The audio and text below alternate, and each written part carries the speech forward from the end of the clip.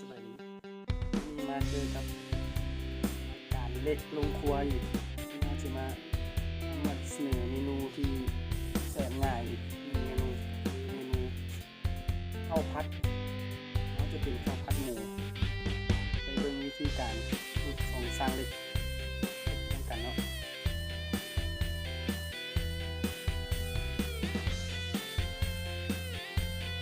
ไฟฮอนได้ที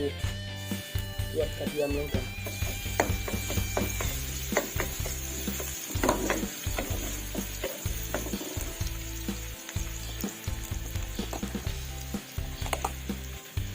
มีเนยใส่บะหมี่ได้รสชาติของความหอมมัน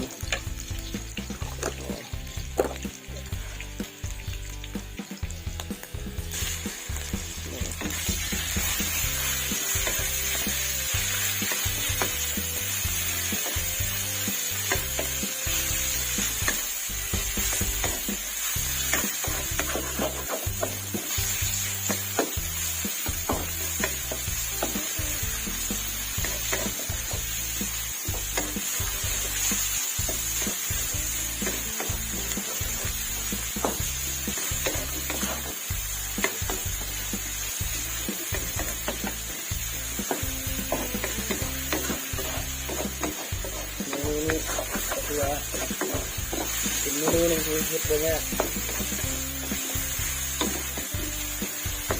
เล็กน้อยกินได้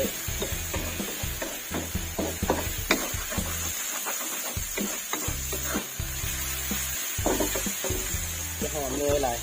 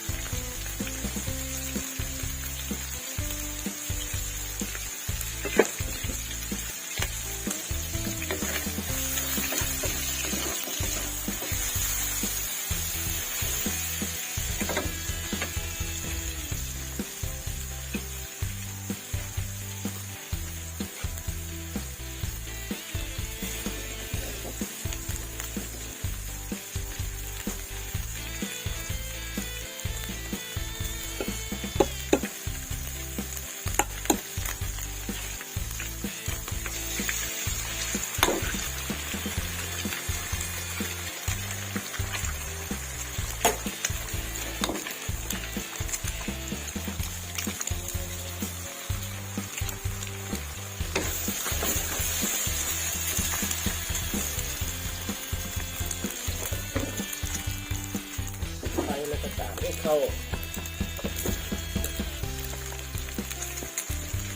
นี่จะมีแข็งๆนะมัน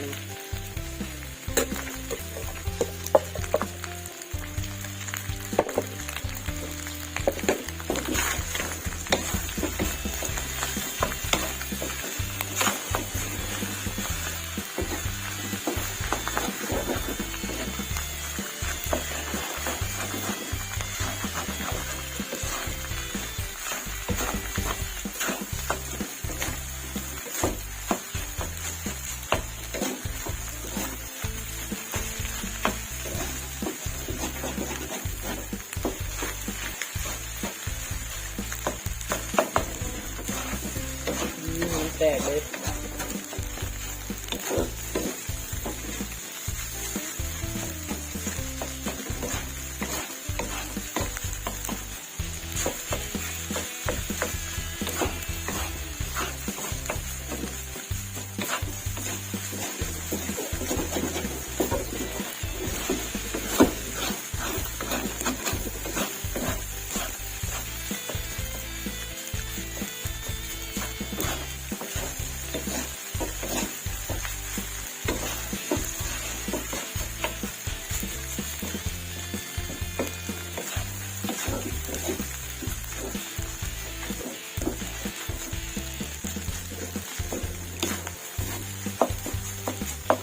เทียบปริมาณเวลาเนี่ยหม้อต้องยังหอมไหม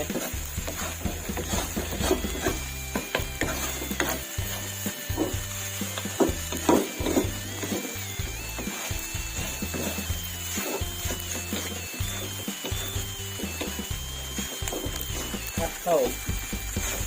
พักนี่เสร็จแล้วก็คือต้องมาใหม่นี่มันจะกินใหม่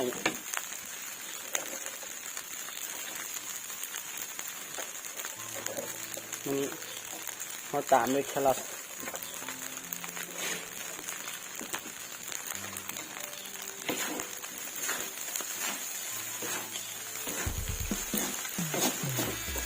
เพิ่มสีกันในนี้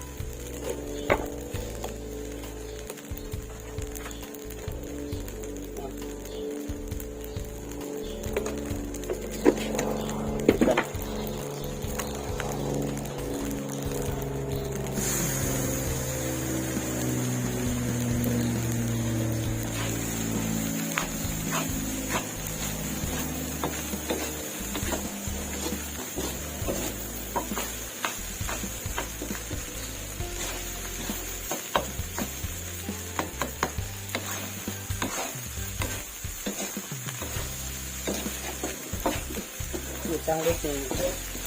พอพับจะบดใส่น้ำตาลแต่ก็เลือกได้เป็นหนัก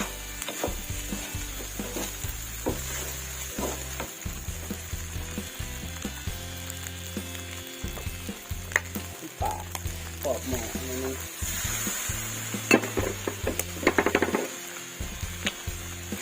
กดหน่อยนะนึง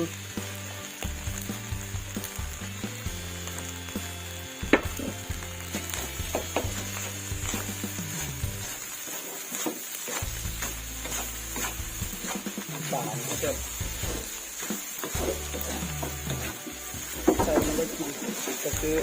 ใส่ขอบหมออันนี้กินหน่อยน้ำปลาอันนี้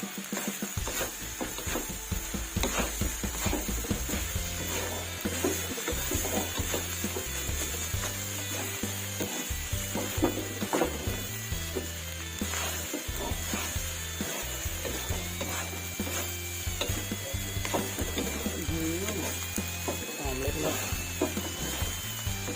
หอมของความใหม่ของมันเข้า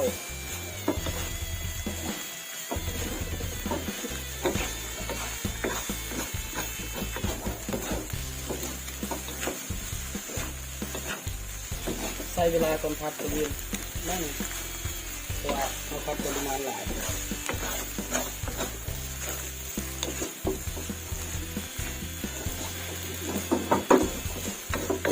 ตัวจบซอยหอมหวด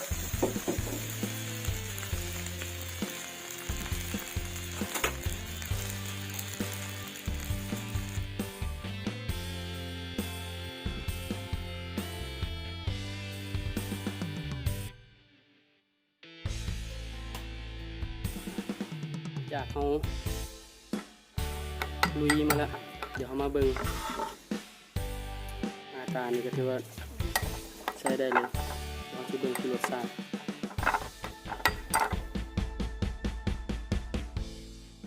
เคี่ยวน้ำปลา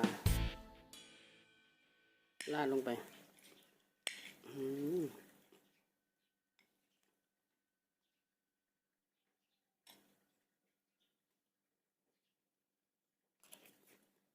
I believe I can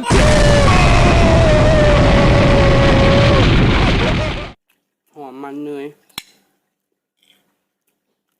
กับมีกลิ่นอายของข้าวไหม้นิดๆ